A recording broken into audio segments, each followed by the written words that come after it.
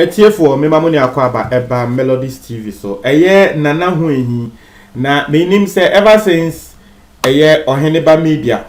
e dey expose ba ye no me nim say still yam friend nana ho ehi dia but wo dey yen kan say ho ehi e dey nsem bi aba beto abonte na anse na beto aso na subscribe na click the notification bell no and no any down screen so see ya wo yen the latest news bi aba wonsa ebeka na this particular matter no I don't know minim asemo yangasa no minim se huehi bone be na esio se denyo like I just don't understand eche for asem nini huehi de nsem bi aba bonten e de abetudwa efa efiaso asnega nsensem ho na I'm just trying to find the link between huehi because huehi de yenimu na ebia wo bi beka setia wo bofo ne asofo bi num na wo ba abonten asofo nsem esi ade we tiesi asema efiaso asnega wo kan ya se bi efiaso asnega be didi eye asamoajan ene Michaelasian na tem no aha huehi atiesim ama nsema huehi edi tudwa no de huehi kan se efiaso asnega ye komo ho woni hwan se wo be ba abonten ebe didi asamoajan ene Michaelasian na tem na wo efiaso asnega sansem na asamoajan ne Michaelasian kana ne kre wo nya celebrity Ghana celebrity bi eni ha me nim se huehi ni nso wono na waya ne brofo sedenyo but I have constantly read the definition of celebrity atremo wo ha say nti se huehi nso kasa asem na me nim de huehi wo pa atre but that is the story, that is the matter now huehi kasetia efiaso asnega now say dem din kan tell no I don't know the link to this. I don't know say efiaso asnega akasa no wakasatia huehi o I don't know say huehi no afi beef na wo ye na efno no ntina afi wo person wo de ko efia because efiaso asnega de wa wonim say Ghana ha say wo kasetia efiaso asnega wo no so be ba abonten abe kasetia o intino akoye say wo bia pe beef and wo bia person wo trend dia na wo mo kasefa efiaso asnega ho nti de nkrofo kan say akoye say huehi no wo person wo fa trend asem kono wo no so person wo pick trend nti wa sheda kasetia efiaso asnega na asem huehi ka ni say wo efiaso asnega ye yi utu ho eyi Michaelasian ene asamoaja ntu ho a efiaso asnega na bra abomu ni na wo bie ni ho a wa bobra esene eye Michaelasian efiaso asnega wo hwe na bra abom ne busuafo minim se huehi ngo ni efiaso asnega busuafo ni na ba wo se o se wo hwe na bra abom ni ne busuafo a wo bie ni ho a wa bobra esin asamoajan ana se Michaelasian enu hunti efiaso asnega no sa asamoajan ni Michaelasian ne kasa wonye kom na waka asase na meka se huehi sa na wo weka na wo huehi wo sori a wo kasetia asofo ne mpanyifo at least John Dramani Mahama kra wo huehi wakasetia ne pen ex-president John Dramani Mahama wakasetia ne pen nti huehi wo bi wo webusie hu a wabobra esen John Dramani Mahama na so kasetia John Dramani Mahama o kasetia wo binim huehi wabobra sin wo binim ana na enye huehi no be kasatia eye Florence Obinimi ana yo bi fufuro enye huehi no kasatia Igwe ana enye ono mo ye so say huehi na huehi kasatia Great Ample mu ni apen ansa na sisi a woni eye Reverend Osubempa kra ebe ye one no wa kasatia Reverend Osubempa pen koku bonsam huehi kasatia na pen inti huehi person wa tell me say wa bob blessings and crofo we ni na because based on your work no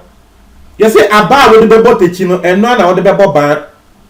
say ende huehi usi efiaso asnega won kana nuntum ofili say asamoajan ne Michaelasian na kasetia no ena asem we ameken I'm not defending in sema efiaso asnega wo kan efa asamoajan ne Michaelasian no that's not what I'm doing. Ebia no bia kase you are defending Asamoah, you are defending efiaso asnega di atema wodi Asamoah ne dabi. I'm not defending that. Me mamoti ase say efiaso asnega no send ya wodi nkofo atem mekra say personally me mpena asem personally me pay Fiaso as nigga because would dia gra what the woman me bem like when you be nya when in pakonem ko be Fiaso as nigga would dia gra no the woman me bem na what the wa wo for na nyama like that's something I don't like. Me can wow if Fiaso as nigga now we've seen your mother as well. Into no you move on. The American says when he musi if Fiaso as nigga one kana nuntum na reason ntia wo see if Fiaso as nigga one kana nuntum ne said asamwa jamo abobrase no ntino me Fiaso as nigga enkasa nti so obi abobrase na nipa kono fele se wo di watema yekum eno ne asema ho ehin ka ana me so me kai ho ehin because me dem ni se ho ehin wakase tia nkrofo wo Ghana o wakase tia tebita kum ho ehin de dada ache woni tebita kum ni a wakase tia omo omani champion won mu ni na wakase tia omo na se nkrofo we nya wakase tia wo mobda ho ehin ende de wo feti wo de bia meka nipa won sa na eti o na me nyi me hu mfrim me eye sa na eti ade a yenye be judge obi se wo yese yenye wo yese yenya sa opportunity na ye kra ye be ye more than that and the Ghana for yes so yeah yes the politicians are crown for politicians you say say yenya sa opportunity na krono no ye be bo class yomo Ghana sa na eti. That is how we are. Etiefo. Inti eno ne de me meka o. Me dia meka no. Na ho ehi wo bia nso mu ye. Na me pese me read the comment na wo hwe de Ghana fo nso eka. Apparently, I'm not the only person na me hu ne say that be ho ehi ni movie a wrong move. Inti sisia no I don't know what ho ehi actually wants. But that's what I'm talking about. Let me just read some comments.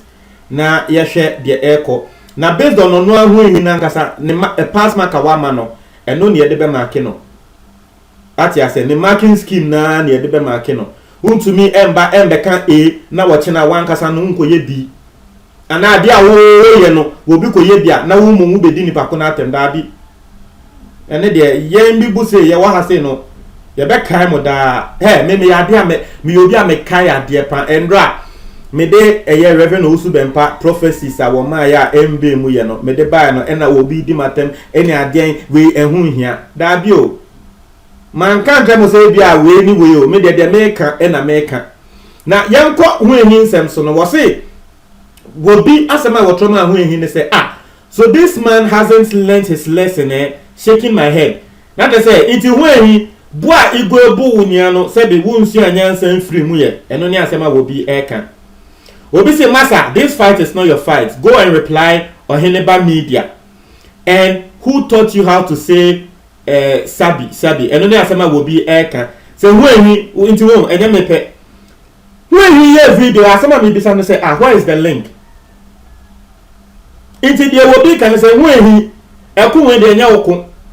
hu ehin woko ene Heneba Media na o expose wo ko buedi we busuafo ho e kwa kire se wo nya nana ende abede di se wo nya nana ena wanga sa wo sesa wa no beka se wo ye de hye first na wo so ye nana o afi Heneba Media e de expose ne ba no sisi a wo so ye de hye na de hye na wo so ye de hye ne kra no be bia wo so wo ye de hye e wo no wo mo akomu e de nsema ba wo mo tre se e ho kra no sa ngofo no mo apo na wonya de hye nini na no Heneba Media na oye sa de nti yesi se wo ntokwa bi ko a memfa mba ha woni Heneba Media enkoko eno ni asema wo bi eka obi say you insult people more than if you are so shut up exactly when he one of the things I when he can no and say if you are so nigga dey wo sorry na who didn't go for atem sebe who if you are so nigga na kan ye di wo gina ho na dey asama jan ne yiri ni gina ho a who if you are so nigga na person obe yisu wo sama and I say into when he who didn't go for atem when he one did sisi a social media when they didn't go for atem esen who when he now so who di if you are so nigga atem say we didn't go for atem too much what's any party Inti Vosha, I'm not the only person who sees this move as a wrong move from Wenhi. Nkofu bebre kasa wo ho. Nkofu bebre kasa. We be say fighting a woman just shows how weak you are. Karat pastor will give you a second beating. And then asema will be a catching when he say when he after the wood and your barbecue and the catcher say when you're day. Na igwe beche one more karat biom. Montreal comment box with you for medase.